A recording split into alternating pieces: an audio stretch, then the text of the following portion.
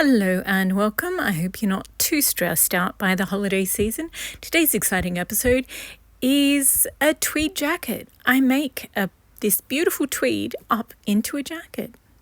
It looks so pretty. It's perfect. Perfect, perfect, perfect. Perfect jacket. I could not decide which tweed to use, so we just went for the one on the top of the pile. So here we are. It's a French style tweed. That's just what it's called, as opposed to English style or Scottish. So this is a French style tweed. And yeah, I got it on from Etsy in 2020 during the pandemic. I do not recommend buying anything off Etsy. It was the first and last time I bought things off Etsy, but I do like the tweed. Anyway, so I love tweeds, but they're saggy and baggy and they don't have enough structural integrity, so you have to put a backing fabric on them. So I've cut out a set of all the pattern pieces in this netting. It's a stiff netting, the kind that you make a 1950s petticoat out of. So I've cut out all the pieces, and I've just put the sleeves, the upper sleeve, the undersleeve, and the lining bits over to the side there. And with all the other bits, I sewed them together. So I've got front left, front right, and the back. On the left, there are the three bits of the back, and on the right of the screen is the front left and front right. And this way, this is how you get the pattern matching right. You just basically I pin them at the natural waistline because that's the straightest bit, and then sort of work down from that and work up from that. And you have to do the center back panel first, pin that in place, and then you sort of mold your way around the center sides. And once you've done the back piece, then you do the two front pieces. And with the front, it's the center front panels that need to be straight. So they're the ones you have to pin first. And then the center side one, it's got the bust sort of shape in it. So you've pin the center front ones first, and then you sort of, because tweed is so drapey and so pliant, you can sort of carefully pin them and you end up with the molded shape. So then once I pinned them, then I hand stitched them together. I used black thread on pink so that you could see. There's also a couple of layers of stitches around those center seams. So they're just, I'm going to bead mine as well. So if you're not going to bead it, then you have to hand stitch them together a little bit more, like with more rows. But I'm just sort of doing this as a stopgap until I add the beading, and that'll just be like hundreds of rows of stitches holding everything together. So here we are. You just turn everything over and make sure you can't see any of the thread from the outside. I use black thread so you can't, but I still always just check anyway. So the next thing we have to do is pin the two fronts to the back only at the shoulder line, because we want to stitch the machine sew the shoulders into place. So first of all, we have to pin them. So I pin one side and get that correct, and then put on the second side and pin that. So now we're just going to machine sew the shoulders here. And also at the same time, after I'd hand stitched them, I also placed and cut out the sleeves. So we've got these are the upper sleeve, and then the thinner bits are the undersleeve. So I pinned them and then I stitched them together. So now it's time to pin the two bits of each sleeve together. So lay down the biggest bit and then lay on the undersleeve and pin them to one side. Then you sort of smush it over and you pin the second side. So here we go. They are ready to be machine sewn. So all the machine sewing is the shoulders of the torso, as well as the long seams on both sides of the sleeves. So we'll end up with whole sleeves and just a little bit done on the torso of the jacket. So here we are. The shoulders are done, and the sleeves are now 2-hole sleeves. The next step is to pin back the seam allowance, and you never trim down seam allowance on if you're trying to do something in a haute couture way. The more seam allowance, the more luxurious the garment, because fast fashion, it's cheaper to do a really thin seam allowance. So yeah, always leave the seam allowance, don't cut it down at all, unless like it's under the arm and you have to for functionality, otherwise you just never cut it down. So you pin back the seam allowance and then hand stitch it down. As you can see, I've already done one sleeve and then I pulled it through and I finally finished the second sleeve, and you just grab the cuff of it and very gently pull it through to the correct way. And this sleeve is it's got more ease than the V7975. That one can be a little bit tricky to pull through, but you just go really slowly and you get there eventually. I have also hand stitched down the seam allowance on the shoulders.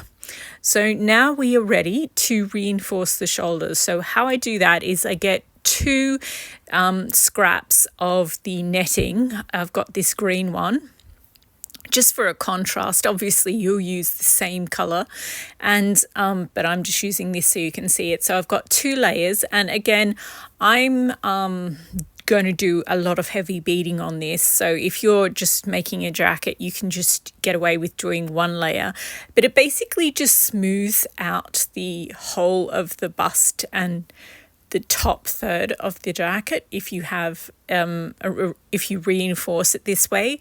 So then I just hand stitch that across a couple of ways across the front and the back, and then around the shoulders, and then again you turn it over just to check that there's no stitches that you can see. And next, now that the shoulder reinforcement is done, we can finally stitch the sides together. So I've pinned them into place, and I'm also going to put in the front panels of the lining because they're the ones with tweed. So and I've already hand stitched the tweed to the backing fabric, so I just need to machine sew those. So I machine sewed the side seams, and of course again I have to pin back the seam allowance and hand stitch that down. And once that's done, I had to do the same for the center front. See the lining there? I've hand stitched that back as well. And once I'd done that, then I did the neckline. You just machine sew where the actual neckline's going to be, and then hand stitch the seam allowance back.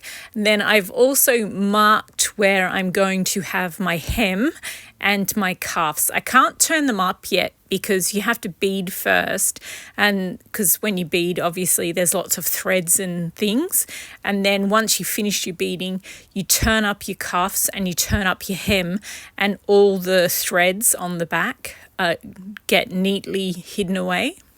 And then obviously the silk lining helps as well.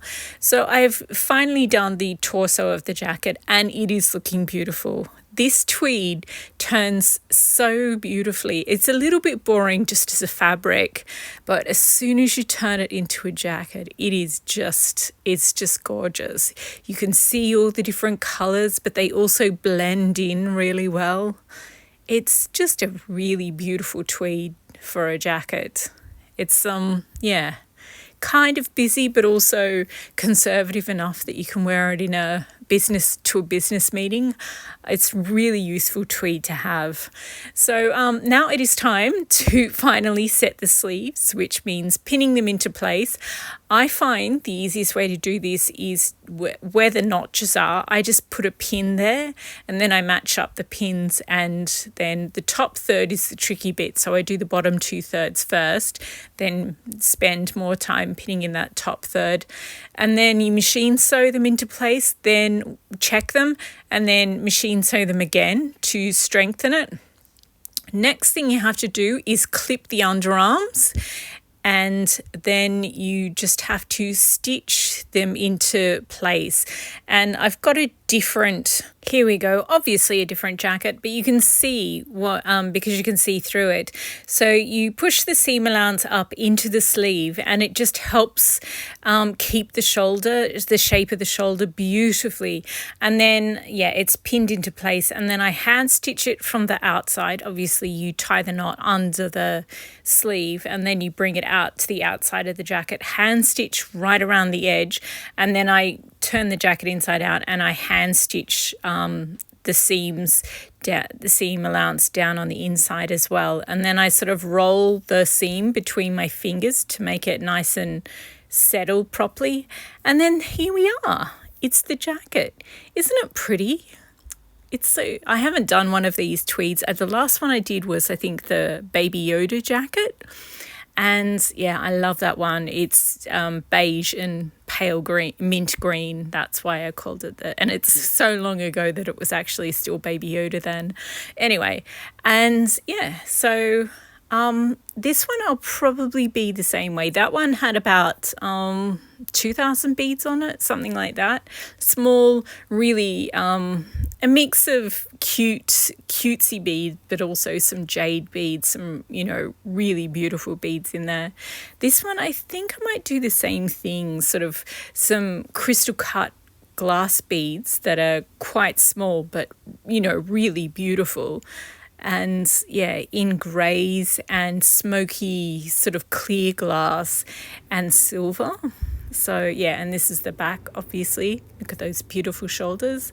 And yeah, the bottom is, it's going to be a little bit shorter because, as I said, I haven't turned up the hem. I did turn up the cuffs and just pin them into place so you could get a pretty decent idea of how long the sleeves are going to be. But yeah, it's such a beautiful tweed. But I think if you tried to do blue beading or something like that, I don't think it would work. I think it would throw it out.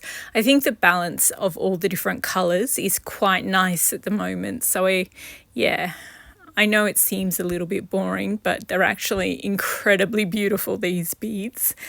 Probably shouldn't be storing them in a glass jar, but yeah.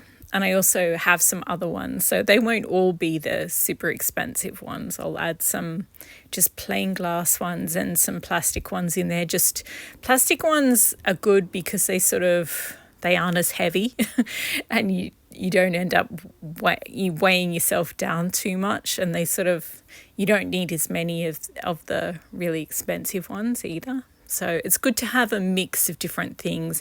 And if you just use like 2,000 of the really, really gorgeous ones, then they wouldn't seem as gorgeous. But if you mix all different ones in there, then the eye keeps traveling and discovering different beads, and it remains interesting. So that's why I like to use lots of different ones in there. Anyway, there we go. The jacket is done. The next one's going to be a dress video, a party dress for the weekend that you can make really quickly, and then after that it will be the Egyptian gold tweed. So yeah, thank you very much for watching. I hope you've enjoyed it. I hope you've been inspired to make yourself a jacket maybe in your time off between Christmas and New Year's, because yeah, it's so useful to have a jacket like this. You can just wear them anywhere. They can be like, you can dress them down and wear them out to brunch, or you can dress them up and, you know, go to a business meeting in them. They're really good to have in your wardrobe. I mean, maybe not over 100 like I've done, but 1 or 2 of them, definitely useful. Anyway, thank you very much for watching. I hope you enjoyed, and happy sewing.